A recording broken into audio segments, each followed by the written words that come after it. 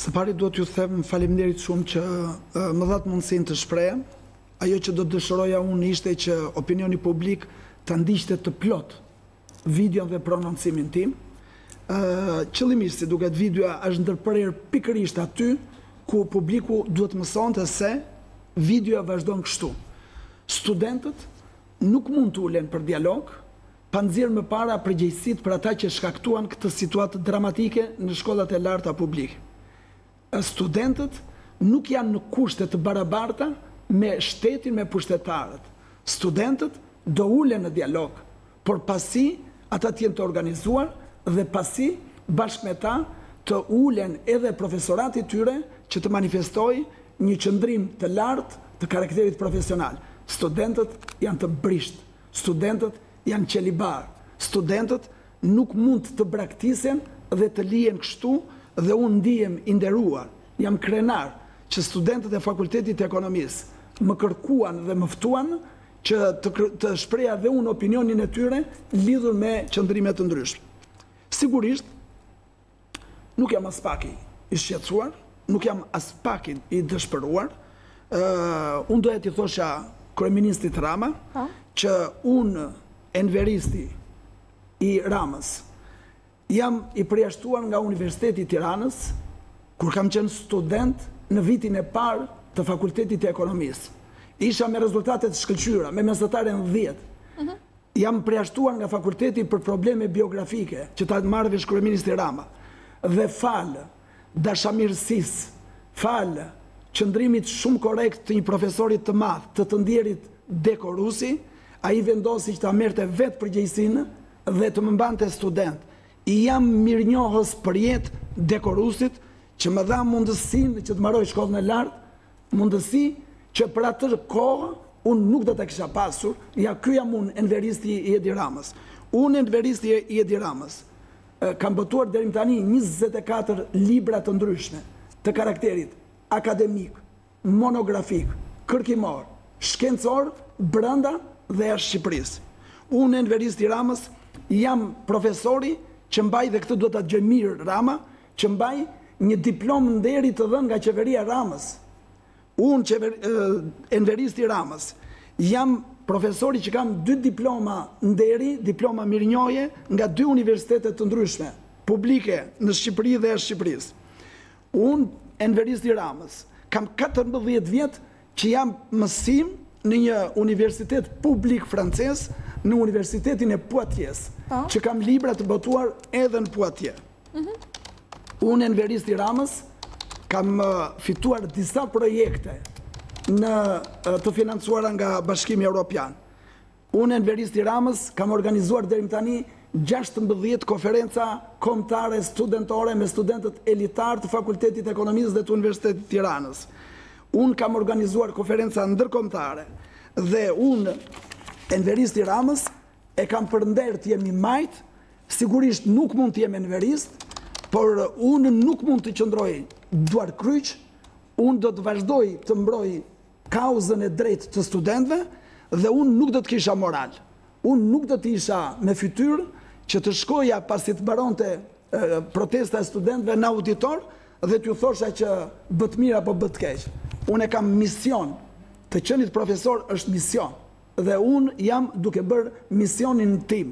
Aty ku studentët e mi kanë të drejtë, unë jam me ta dhe unë do jem gjithmonë aty ku janë studentët e mi.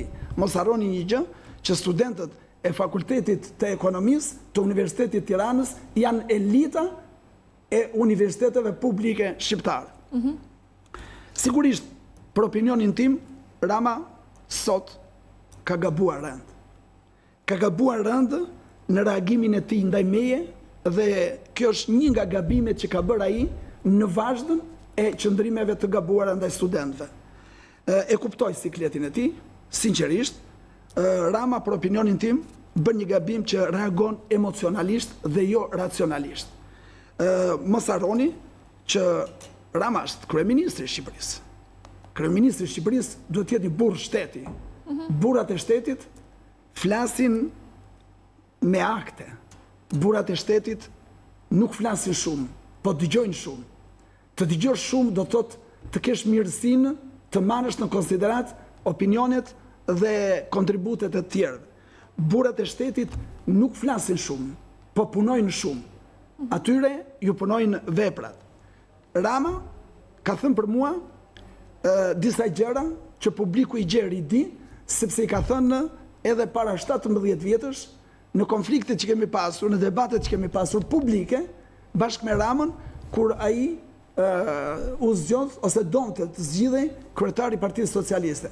Unë kam 17 vjetë që kam lënë politikën, por kjo histori e qëndrimit i Ramës është i njëjtë. Kërkoni në arkivat tuaja dhe do gjeni që Rama vazhdon të thot për doktoraturën time që është bërë për rendimentin e kalit.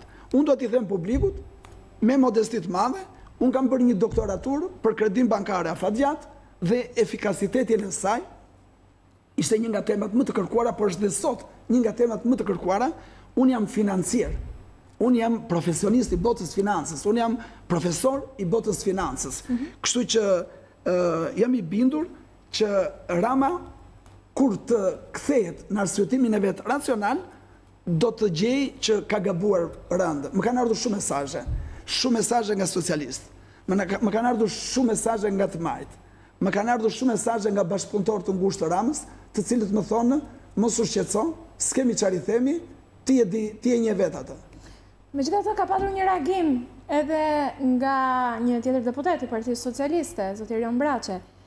Nëse mund t'ja u lexoj, Sherifi ka marrë gjithçka Partisë Socialiste, gjithçka, thot në datën 23 korrik 1997, Sherifi u zgjodh deputet i Partisë Socialiste në Kuvendin e Shqipërisë nga qytetarët e mirë të Përmetit, të dërmuar prej dhunës kriminale të Sali Berishës dhe Shik. Sherifi erdhi në kuvend, u betua në respekt të votës dhe besimit të përmetarve, u betua për besnikëri në gusht. Në shtator nuk ishte më në kuvend, iku. Sherifi është i vetmi që e ka bërë këtë, Sherifi kërkoi me forcë të emërohej drejtori i INSIG, atë kohë një ndërmarrje publike dhe dorëzoi mandatin e deputetit. Po, ktheuni, Sherifi dorëzoi mandatin e deputetit për të bërë drejtor ndërmarrje shtetërore, sapo Partia Socialiste kishte ardhur në pushtet. Ju keni dëgjuar që ka deputet që dorëzojnë mandatin për të bërë ministra, për të bërë gjyqtar, deri para reformës, për të bërë guvernator, për të bërë president, për të përballur në zgjedhje vendore me qëllim drejtimin e komunave atë kohë apo bashkive gjithnjë. Ka qenë një reagim edhe i zotit Braça. E kuptoj, jam i bindur që jo vetëm unë, e kuptoj ish studentin tim Braçe. Ky është problemi i tij, ky është problemi i Braçës. Unë kam dhënë dorëheqjen për ato motive për të cilat studentët sot protestojnë dhe nuk kam çfarë komentoj më shumë Braçen. Në kohën kur unë kam dhënë dorëheqjen nga deputet, njerëzit vuanin jo nga dhënia e dorëheqjeve, po nga kërkesa me këmbëngulje e mandateve. Kështu që nuk ja vlen dhe nuk kam asnjë komenti. Nuk mbaron me kaq. Braçja. Ky reagim i zotit Braçe, prisni se ka edhe më, thot, Sherifi qysh në atë kohë kishte prirje për të refuzuar negociatat, qeveria e kohës, Ministria e Financave, pronare e INSIG, e nxori me policë nga zyra e drejtorit të INSIG, sepse Sherifi nuk pranoi të dilte nga zyra, i shkarkuar për shkelje të ligjit. Sherifi as atë kohë nuk negocionte, siç sot përsëri e gjithmonë, Sherifi lëviz për të patur mendim ndryshe. Kam një thirrje për çdo student, lërini sherifat, ne kemi një zgjedhje plotësisht të financueshme që tani hajdeni dhe merrni zgjedhjen. Ishte vazhdimi pra e falenderoj sinqerisht Braçen që më dha mundësi përsëri të nënvizoj diçka që është shumë e rëndësishme në jetën dhe në karrierën time. Në konfliktin që kam patur me ministrat e kohës, unë i kam fituar gjitha gjyqet, unë i kam fituar gjitha dëmshpërblimet, i kujtoj Braçës që kam marrë dhe ca paga shtesë, por që nuk është në karakterin tim që të përmend anën materiale të gjërave, mua më bën krenar e gjithë karriera ime. Dhe unë do të vazhdoj të qëndroj në këto pozita që jam. Sigurisht, unë jam larguar politikës aktive, unë kam 17 vjetë që jam kthyer aty ku unë ndihem në profesionin tim, jam kthyer habitatit tim akademik dhe ndihem i realizuar me gjithë ato gjëra që unë thash vetëm një pjesë shumë të vogël. Unë nuk dua të komentoj komentet që bëjnë në rrjetet sociale persona të ndryshëm. Nuk kam absolutisht asgjë personale as me Raman, as me Braçen, as me braçet e tjera. Sigurisht kolegë të tjerë më kanë këshilluar që të bëj edhe komente të saktuara apo të shpreh edhe opinione të saktuara. Unë do të vazhdoj të qëndroj korrekt, unë do të vazhdoj të respektoj kodet e etikës, do të vazhdoj të respektoj normat morale të shoqërisë edhe të statusit të profesorit dhe e përsëris që vendi im është aty ku janë studentët e mi. Ajo që është më e rëndësishme është qeveria duhet ta kuptojë që me arsimin e lartë publik ka dështuar. Qeveria duhet kuptojë që qumshtin që i duhet për të pirë fëmijës së të varfrit, po e ha qeni i të pasurit. Kujdes, sepse është një qeveri e majtë. Rriti tatimet dhe taksat, që të ulte tarifat, që të trajtonte arsimin publik dhe shëndetësinë si të mirë publike, ndërkohë që, sigurisht në fillim, unë 2 vite dhe pare kam përkrahur, e kam mbështetur, kam qenë dhe këtu në studiet tuaja, kam thënë që është shpejt ta gjykojmë, ta lëm të punoj, kështu kam thënë, por nëse qeveria ose nëse qeverinë e zën zullumet, ne nuk mund që në mënyrë të verbër të duartorkasim përsëri të njëjtët. Por si do zgjidhet kjo situatë sipas jush? Atëherë, sipas meje, kjo situatë e para njëherë duhet që të kuptohet që studentët kanë të drejtë. Studentët kanë të drejtë dhe në një farë mënyrë studentët kanë vënë para përgjegjësisë. Pa diskutim, këtë e thonë të gjithë. Po, kanë vënë para përgjegjësisë edhe stafet akademike. Sepse stafet akademike brenda vetes i kanë shprehur vazhdimisht shqetësime të tilla. Po ashtu edhe kryeministri që ata kanë të drejtë. Atëherë, nëse kryeministri shpreh që studentët kanë të drejtë, kryeministri është konfliktual me veten e vet, sepse reagon kundër atyre që thonë studentët kanë të drejtë. Pra, ose kanë të drejtë ose s'kanë të drejtë. Si duhet zgjidhet? Unë them kështu, që qëndrimet dhe ato kërkesat e studentëve janë të qarta, janë të thjeshta. Qeveria duhet të sillet në mënyrë pak më objektive, më realiste me ta. Më lejoni t'ju them që para 3 muajsh, unë me shqetësimin qytetar, me shqetësimin intelektual, para 3 muajsh, me shqetësimin intelektual, me shqetësimin e një profesori në Fakultetin e Ekonomisë, përpara se të vinin studentët për auditore, i kam shkruar një mesazh ministres së arsimit, me të cilin i them afërsisht kështu, e kam këtu edhe mund ta lexoj, por i them përshëndetje, i them po ju drejtohem mbi bazën e njohjeve të vjetra që kur kam qenë angazhuar me Partinë Socialiste, i them gjendja në arsimin e lartë publik është skandaloze, ju lutem i them vini dorë sa më shpejt që të jetë e mundur, sepse kështu siç kanë marrë punët, situata do agravohet në mënyrë të pamenaxhueshme. Unë nuk jam profet, po ja kështu erdhi. I them nëse situata agravon akoma më keq, atëherë i them kjo nuk është mirë. Për ne profesorët nuk është mirë. Për shkollën e lartë nuk është mirë. Për studentët vet nuk është mirë. Po kjo nuk është mirë as për ju dhe për qeverinë tuaj.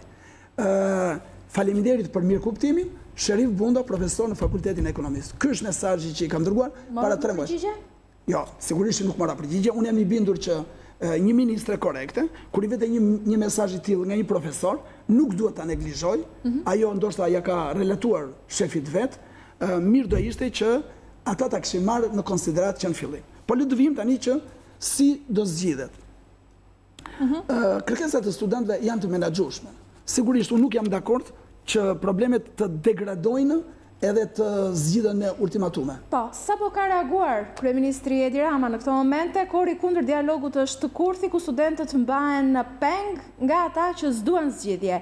Hej, dje me vajza, ju që s'ju ka quar aty partia, a ka mundësi të më tregoni një rast, një shembull, një leksion teorik historie a demokracie po të doni, ku studentët kanë refuzuar dialogun me qeverinë, madje as kur kanë dalë për të rrëzuar regjime diktatoriale, e jo më pastaj kur kanë dalë për temat e rinisë të shkollës. Kjo nuk ka ndodhur askund dhe s'ka se si të ndodh as kësaj radhe, aq më tepër kur në rastin ton unë jam me ju dhe po ju a them për ditë, po, 8 pikave, por duhet të diskutojmë një për një, ball për ball dhe në sy të gjithë popullit. Ishte reagimi më i fundit që ka patur kryeministri Edi Rama. Në fakt, rruga më e mirë për të zgjidhur problemet, sigurisht në çdo vend demokratik, është dialogu. Pse nuk duhet të ketë dialog?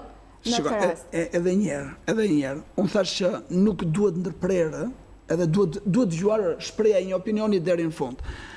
Mua nuk më kanë dërguar partit, sepse po të më dërgonte, mua do më dërgonte Partia Ramës. Por mua nuk më kanë dërguar partit dhe unë për fat kam kohë që jam shkëputur nga angazhimet partijake dhe politike. Unë them që sigurisht që duhet këtë dialog, por nuk është kushti që nuk është koha për dialog sot.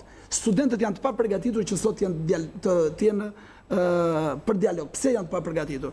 E para njërë sepse studentët nuk janë të organizuar. Është një lëvizje pothuajse spontane. Ata funksionojnë mbi bazën e komunikimeve në rrjetet sociale.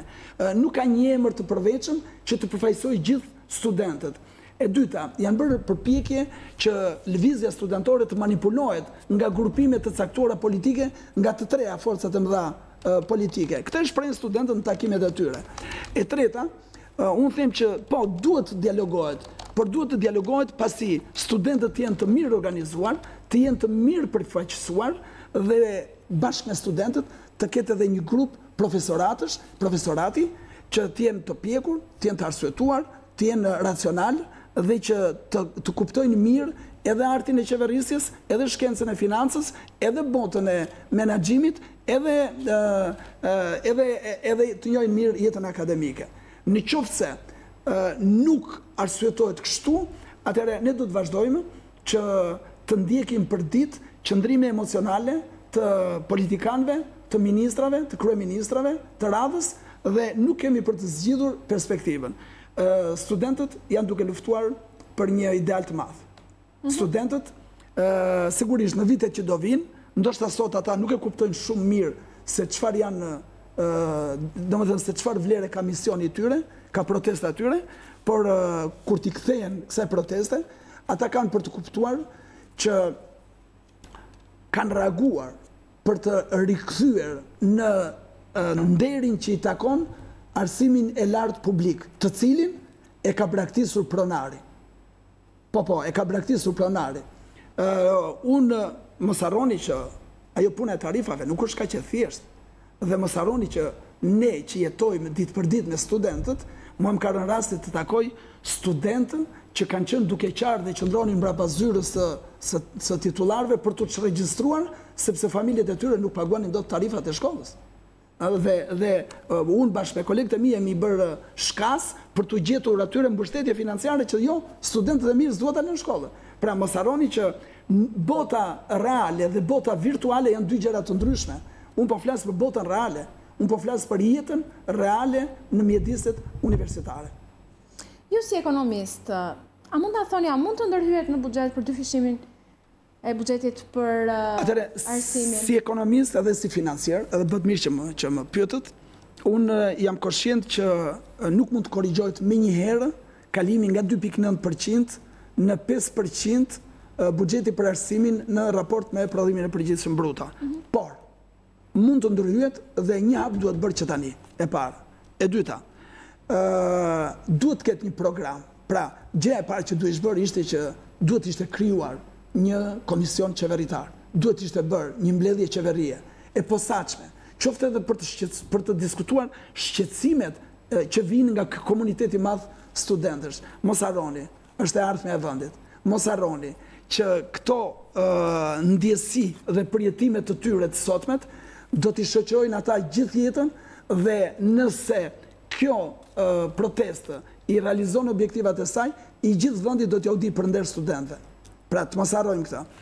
Ndërkohë që në opinionin tim duhet ketë një program qeveritar që në një periudhë afatmesme, 2 apo 3 vjet të arrihet aty ku kërkojnë studentët. Sigurisht, ky është një opinion individual, unë nuk kam autoritet as që t'u imponojmë studentëve, unë brëm isha i ftuar me këmbgulje nga studentët si pedagog që jam i pranishëm në auditoret e tyre. Sigurisht unë nuk mund ta refuzoja kërkesën e tyre, unë jam njeri, unë jam prind, unë jam profesor, përpara se të jem një lektor i thjesht, dhe ata student të ekselencës, unë jap mësim në vitin e 5 të studimeve, master shkencor në financë, janë gjithë student me mesatare në mbi 9.2. Unë që jam krenar që punoj me ta, Çfarë fytyre do kisha unë, të thosha unë të nesmen, që unë nuk erdha dot dhe nuk e përgjigja dot ftesës suaj. E kuptoni moralin e një profesori, e kuptoni misionin e jetë që një profesor në universitet, dhe jam ballhapur me braçen, me këto braçe, në të gjitha braçet e Shqipërisë, të ballafaqojmë. Unë respektoj braçen për misionin që ka. Braçi është njeri që nuk pajtohet kollaj me padrejtësinë. Le të shprehet kështu, sepse jam i bindur që kur të qetësohet edhe braçja, do të flasë më racionalisht dhe të kuptoj që ka bërë gabim edhe ai si shefi i tij. Profesor Bundo, faleminderit që ishit me ne në studio. Ne ndërkohë të nderuar shikues, rikthehemi